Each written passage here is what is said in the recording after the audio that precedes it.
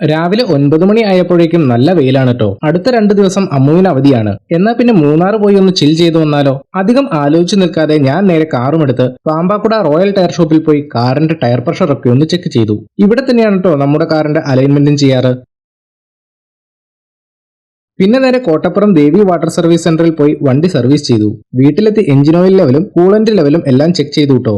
പിറ്റേന്ന് രാവിലെ 7 മണിക്ക് ഞങ്ങൾ മൂന്നാറിലേക്കുള്ള യാത്ര ആരംഭിച്ചു. പോകുന്ന വഴി മൂവാറ്റുപുഴയിലെ ജിയോ പെട്രോൾ പമ്പിൽ കയറി കാറിൽ ഫുൾ ടാങ്ക് പെട്രോളും അടിച്ചുട്ടോ. കോതമംഗലം എത്താറായപ്പോഴേക്കും നന്നായി വിശക്കുന്നുണ്ടായിരുന്നു. ബ്രേക്ക്ഫാസ്റ്റ് കഴിക്കാനായി ഒരു ഹോട്ടൽ തിരയലായി. അവസാനം ശരവണ ഭവൻ കണ്ടു. നല്ല തിരക്കുണ്ട്. ഞങ്ങൾ 2 മസാലദോശ ഓർഡർ ചെയ്തു. പക്ഷെ ഇവിടുത്തെ അന്തരീക്ഷം അത്ര വൃത്തിയുള്ളതായിരുന്നില്ല.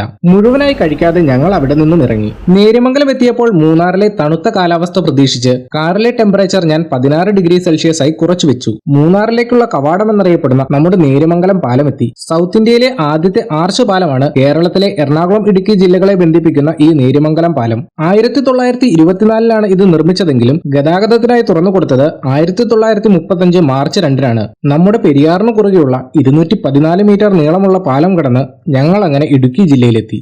അങ്ങനെ നമ്മുടെ മൂന്നാറിലേക്കുള്ള യാത്ര തുടരുകയാണ് കേട്ടോ.